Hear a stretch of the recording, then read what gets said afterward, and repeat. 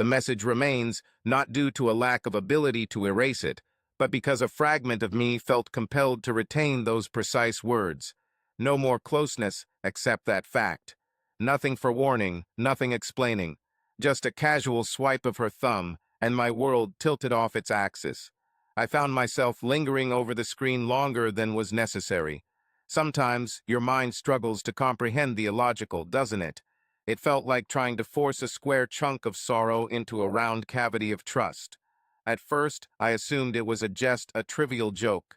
But my spouse wasn't given to jesting, especially on topics like this, and particularly not as of late. I didn't respond. Instead, I sat there, immobile at the edge of our bed, my hand descending the phone onto my lap, while my thoughts began to unravel the past few weeks, or even months.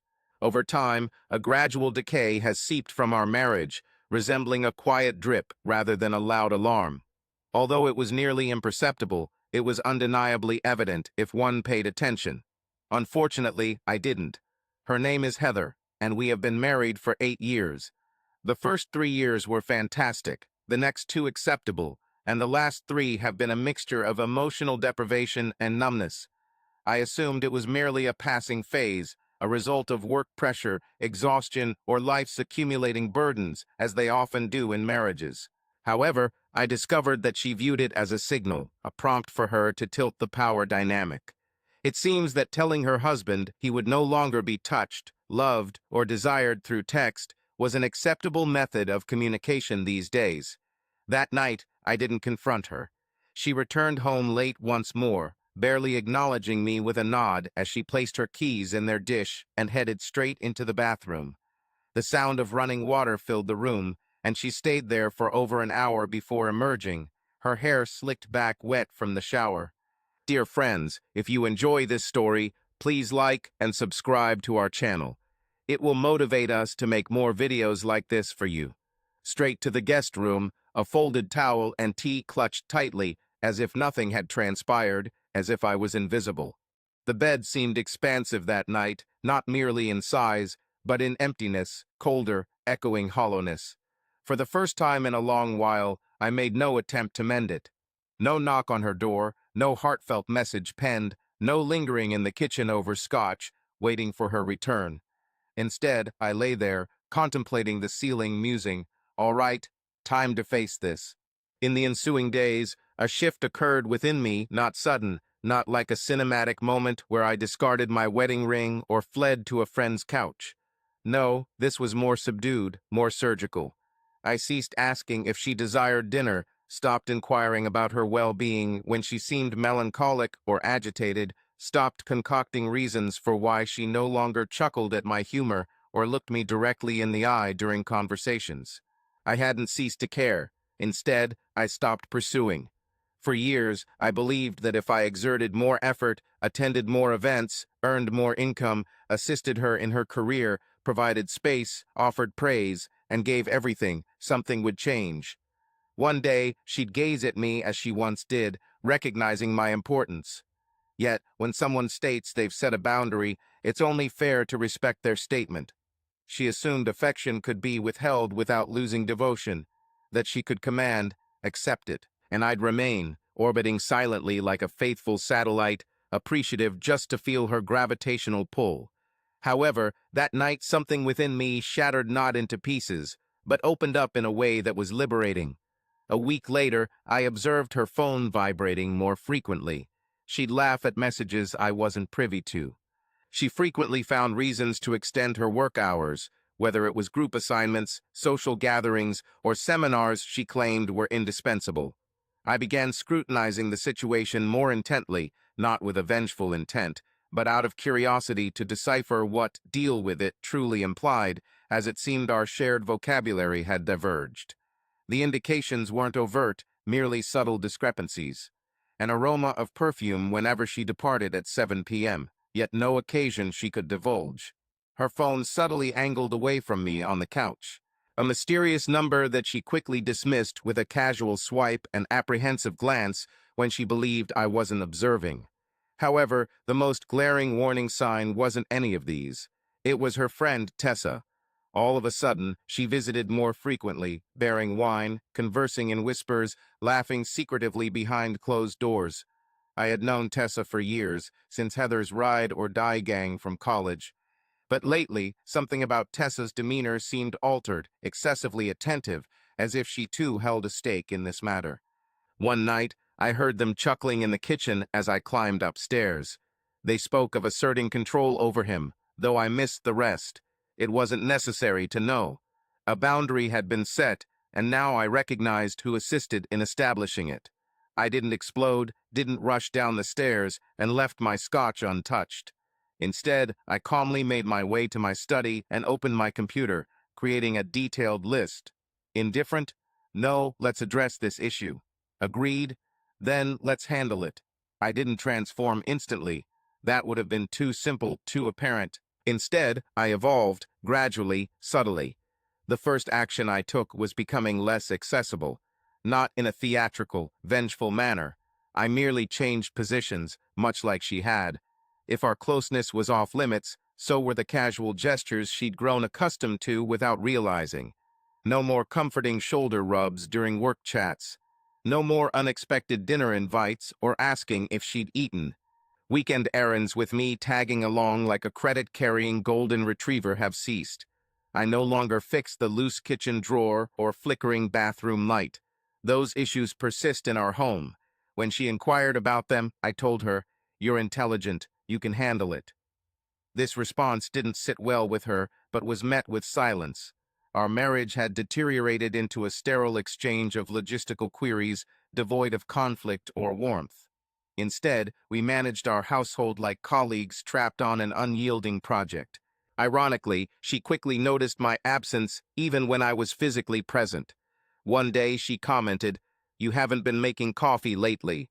I simply shrugged and replied, "I thought you preferred some solitude." She blinked in surprise, then turned away. It's astonishing how someone can strip an aspect from a bond, like empathy or openness, expecting the remainder to maintain integrity. It's akin to taking out a support beam in a building and thinking it won't affect its stability. However, I wasn't keen on arguments. Rather, I sought verification. Tessa was spending more time at my place. Excessively, if I'm truthful. Upon returning from work, I'd often find them lounging on the couch, with their legs tucked under, glasses of wine in hand, engaged in hushed conversations and giggling like high school girls at a sleepover. Every time I ventured near that room, Heather would give me a calculated smile, suggesting I keep quiet, while Tessa dared me to voice my concerns. I chose silence, as I had already begun recording. Not in an overly suspicious or stalkerish manner. I'm not that person. But I'm no fool either. I started jotting down the instances when Heather arrived home late, the discrepancies between her attire and her explanations, and the pattern of her work gatherings on Wednesdays and Thursdays. The final straw was the dinner party, a seemingly innocuous event, but one that set off alarm bells due to its consistency with past deceptions. My colleague Denise encountered me in the break room and remarked, "Hey, I believe I spotted your wife the other evening. Wasn't it you at that rooftop sushi establishment?" I attempted to mask my expression as I denied it, saying, "No, haven't been there for a while." She seemed puzzled. "Perhaps it was someone who resembled her, wearing that distinctive green dress," she added. I recognized the dress. Heather wore it to be conspicuous. It had been months since I last saw it. "It might have been her," I replied, complimenting her taste. Denise looked at me cautiously, as if regretting the mention. However, I welcomed the revelation. Moments later, Heather entered, appearing distracted. She discarded her heels and dropped her bag carelessly on the floor without even acknowledging me. I was standing by the kitchen counter, consuming takeout from a container, something I hadn't done in years. Heather glanced at the food and then at me, as if the scene was unfamiliar to her. "Didn't you prepare dinner?" she inquired. "Nope," I replied. "Oh," she hesitated, anticipating further explanation. I remained silent. It had been a taxing day. I inquired tactfully. "Yes, you're aware of deadlines." She ran her fingers along the back of her neck, cast a glance towards the wine rack, and departed. I leisurely finished my meal. The taste was reminiscent of triumph. The subsequent weeks transformed into a course in subtle exposure. I ceased wearing my wedding ring. I informed her it had become entangled on my finger due to increased physical activity. A truth, indeed. I enrolled at the gym, opted for cleaner meals, shed 12 pounds without disclosing this fact, and developed muscle definition in areas she once caressed casually. Now, she seemed oblivious, or perhaps she noticed but refused to acknowledge it. I began working late, not out of necessity, but due to the liberty it afforded. No text to check, no feelings of guilt. Occasionally, I'd drop by a bar on my own, taking a seat at the counter with a beer and my thoughts, merely observing people. Laughter from couples, flirting singles, efforts being made. At least they made an effort, but it was then I realized she didn't. Heather didn't make an effort with me, herself, or even her lies. She grew accustomed to affection she hadn't shown, unaware of comfort she no longer provided. And I had reached my limit on doling out emotional funds as if I were an endless ATM of patience. However, it was something I overheard late one night that truly sparked the next move. She believed I was asleep upstairs. I wasn't. I had gone down for water and paused at the bottom of the staircase when I heard her voice. "I think he's starting to understand," Heather said. "He's withdrawn. Been acting cold lately." Then Tess spoke up. "Good. Maybe now he'll realize how much he depended on you. Maybe he'll value what he lost." And they chuckled, not loudly, just softly, contentedly. In the darkness, clinging to a glass of water, I overheard them treating my emotional distance as retribution I was supposed to learn from. That's when I grasped the truth. This wasn't love anymore. It was power play. She believed she could use withdrawal as a weapon, expecting me to plead for morsels of attention. However, I had decided not to participate in that game anymore, and when I took action, neither of them would anticipate it. Over the next week, Heather's mood began to fluctuate. At first, it was subtle signs, vague doubts beneath her apathy. She prolonged her responses after my answers, studying me from the corner of her eye as I moved about the house. One night she inquired, "Is everything all right?" I merely smiled and responded, "No issue."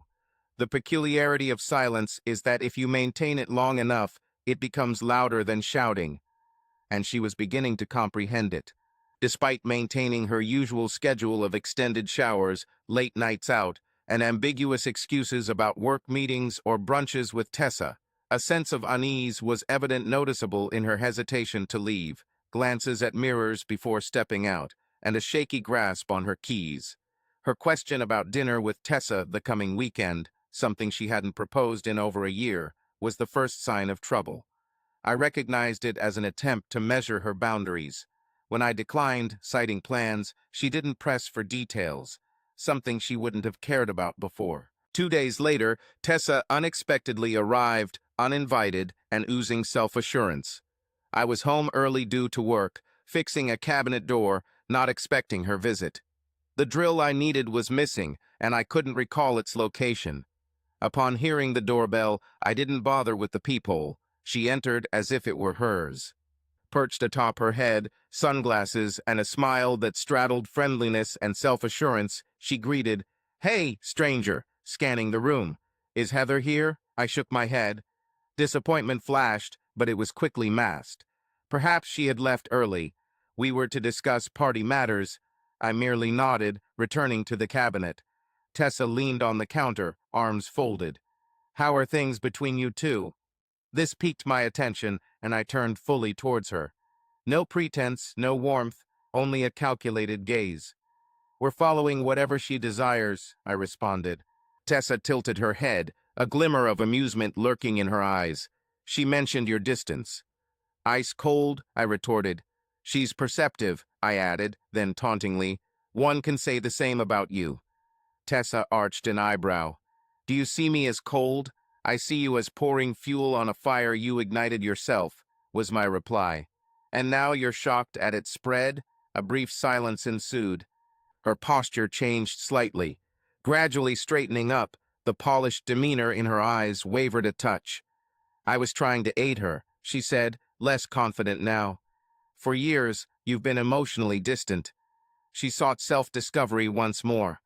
No, I replied softly. She required someone to nourish the part of her yearning for power. And you? You merely desired a prime view. She admitted nothing. There was an extended silence before she offered a small, joyless chuckle. Indeed, you seem sharper than she gives you credit for. I've ceased playing, I said. Whatever game the two of you were involved in, it has ended. Tessa studied me for a prolonged moment, perhaps with a tinge of remorse. You're not as dim-witted as she depicted you to be. I remained unaffected. And you're not as faithful as she believes. This hit home. She snatched her bag without further remarks and left. As soon as the door closed, I reached for my phone and opened the voice recorder. That evening, Heather arrived home unexpectedly. She appeared worn out, not the typical exhausted from makeup application, but deep exhaustion of spirit. Placing her bag on the kitchen island, she hesitated before speaking. I ran into Denise, she eventually said. I didn't respond. She commented on your recent weight loss and improved appearance. I remained silent. The question she dreaded followed, is there someone else? This prompted a quiet, almost unconscious laugh from me. No, I replied, but haven't you made space for someone, haven't you? This took her aback, as if the tone was unanticipated. What on earth does that mean? It means you can't act surprised when someone stops visiting after slamming the door. She moved forward a step. You're misconstruing this. You were the one to withdraw first. No, I responded calmly. You ended our intimacy through text messages. Recall? I had indeed done so. Her mouth opened as if to argue, but no words emerged. In an instant, a fleeting thought crossed my mind that perhaps I perceived something other than guilt or sorrow in her eyes. It was doubt. Now, the seeds had been sown, and though she may not be aware of how much ground I've covered, she could sense it. As for Tessa, she wouldn't keep silent for long. When confronted with truth, it seldom shatters all at once. Instead, it peels away bit by bit. And our tale was merely beginning. I believe there is a turning point in every unraveling where the one who initiated the unraveling feels the fabric of their actions starting to fray. For Heather, this moment came on a Tuesday. She returned home unexpectedly early, which raised suspicions in itself. She lingered longer than usual at the doorway, as if rehearsing her words. Her purse still hanging from her shoulder, her face unyielding. "May we discuss something?" she inquired. I closed my laptop and placed it on the table, choosing to oblige her request. However, she accused you of threatening her instead. This was your opening move. You found it amusing, I replied. I denied the accusation, clarifying that I had only informed her about what she was doing. She defended her as a good friend to me sharply. No, I said, she's been a reflection. You merely admired the image. Her mouth opened and then shut again. Leaning forward, I looked intently at her, challenging her with my gaze. Would you like to know what she said about you when you weren't present? She seemed taken aback when I wasn't there. What? I responded, holding up a recording I had made earlier if she wished to hear it. She paused, listening as her friend discussed manipulating your relationship, pushing you away from me, and wanting to wake you up. However, the friend was not assisting you, but rather feeding her own sense of power. She enjoyed having control over the storyline. She mocked you, I concluded. She said you were less sharp than expected. She claimed you portrayed me as dull. Shaking slightly, Heather denied it. You're misconstruing this, she insisted. No, I repeated firmly.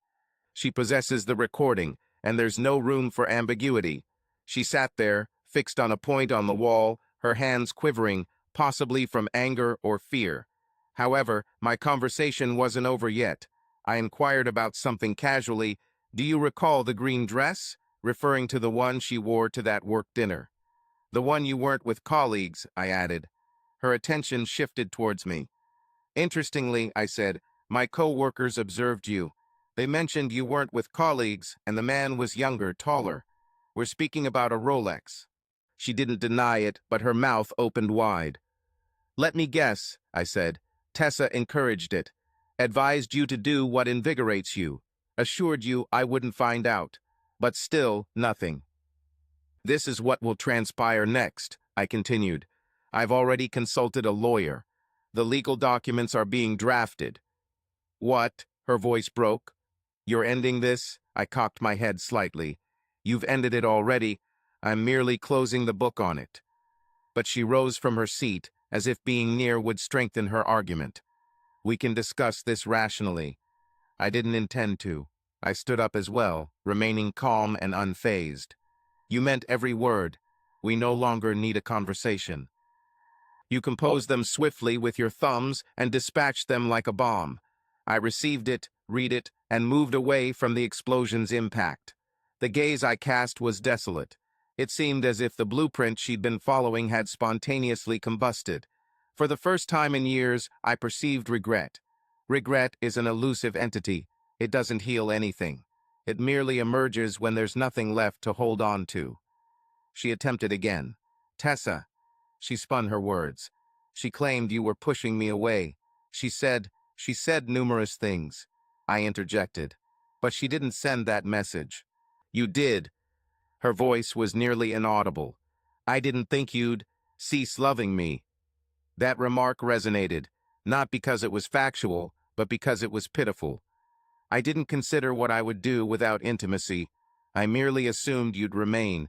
A prolonged quietness separated us. I remained, I stated. Softly now. I stayed through your distance, your moods, your half-truths. I provided everything I had left. Without responding, I walked past her towards the hallway as she inquired about my destination. Where are you going? She asked, worry evident in her tone. Upstairs, I replied. I'm temporarily moving into the guest room until the legal documents are signed.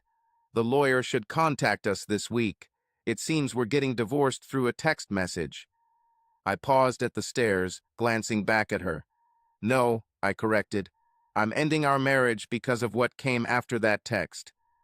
The following day, she called in sick, and I could hear her sobbing in the bedroom, as well as her pacing and talking to someone on the phone, likely Tessa. At this point, it made no difference. That connection was destroyed as well. Later in the week, an unrecognized number contacted me with a message. It was from Tessa. I hadn't intended for things to escalate that much. She needed a wake-up call. I didn't believe she'd self-destruct. I chose not to respond because some acts aren't personal. They are merely selfish. However, some are precisely what one deserves. And Heather's was long overdue. She didn't challenge the divorce. Not genuinely. Initially, she expressed concerns about counseling, suggested finding a solution, and broke down in tears one morning as I prepared to stay with my brother for a while. However, her resistance wasn't genuine. It was fear. A fear that arises when someone discovers the leash they thought held their pet isn't attached to one, but to someone who learned to break free. The last time I saw her before the divorce was finalized, we met at a calm coffee shop midway between her office and the law firm A Neutral Territory. She wore a blazer and sunglasses despite the overcast weather. Her usual self-assuredness was absent. She seemed like someone heading to an interview they weren't prepared for. She sat across from me, stirred her tea repeatedly without drinking it, and said, "I miss you." I allowed that sentiment to linger in the air. She tried again, but I might have been clouded by my own thoughts. I might have listened to the wrong voices. I can't explain why I made that decision. I felt as if I had become insignificant. I merely acknowledged. So you made me feel inconsequential too. That wasn't your intention. I understand, but that was the impact. There was a prolonged silence. She eventually took a sip of her tea, yet her hands trembled. You didn't sleep with him, correct? I glanced out the window. You don't need to confirm that. I didn't, she asserted. I pondered over it, and I was going to confess, but I did not carry it out. That evening, during dinner, I arrived at the hotel and couldn't go through with it. I made eye contact with you. You still chose to meet him. She remained silent. It was then that I recognized something crucial. It wasn't simply that she had betrayed me. She had been planning to do so well beforehand. She crossed moral boundaries in her mind long before her actions ever followed suit. And it was not fear of me that stopped her. She was scared, plain and simple. I'm not angry, I said. I'm done. Heather seemed as if she wished to grasp my hand, but hesitated. We were once close. Yes, I whispered softly. That was what we became, and that was our last substantial conversation. The divorce sailed through with barely a ripple. No children, no complex property matters. Only a handful of bank accounts, a car apiece, and the house, which I relinquished without resistance. It took her aback, but I didn't want it, not because I couldn't afford it, because I didn't wish to dwell within a memory that had been emptied from within. The day I handed over the final signed document to my attorney, I departed the building and strolled until my legs ached. I traversed cafes we used to frequent, stores where I had bought her birthday presents, even the theater where we'd once slow danced in the foyer due to a movie stirring romantic feelings. None of it caused pain. It didn't evoke a sense of loss. Instead, it felt like distance, as if I was observing another's narrative. A man who had endeavored, remained faithful, loved deeply, but eventually chose to depart before forgetting his identity. 2 months on, Tessa and I crossed paths again. In a bookstore, unexpectedly. She seemed slimmer, fatigued. A smile crossed her face upon spotting me, but it didn't touch her eyes. "Hey," she greeted. "You look good." I responded with a thank you. "You don't." She grinned slightly. "I suppose not. Heather hasn't spoken to me much since then. Everything. Since I torched 2 relationships instead of one. You dabbled in danger," I remarked. "Sometimes the flame burns you in return." She nodded thoughtfully. "I wasn't aiming to ruin your relationship." "No, but you enjoyed watching her self-destruct. That isn't friendship, it's a performance." Tessa glanced away and whispered, "You might be surprised to know she still talks about you. Claims she believed you'd chase her. She thought you wouldn't truly leave. She was wrong. She realizes that now. I'll give this some time to sink in. Then, well done." I turned and departed. Nothing grandiose, no final blows. Just the door creaking open and the silence of nothing left to say. It's been nearly a year.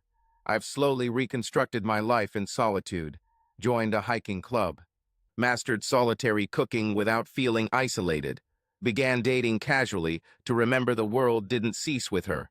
Occasionally, people inquire about our separation. I merely explain we are no longer partners, since that's the fact.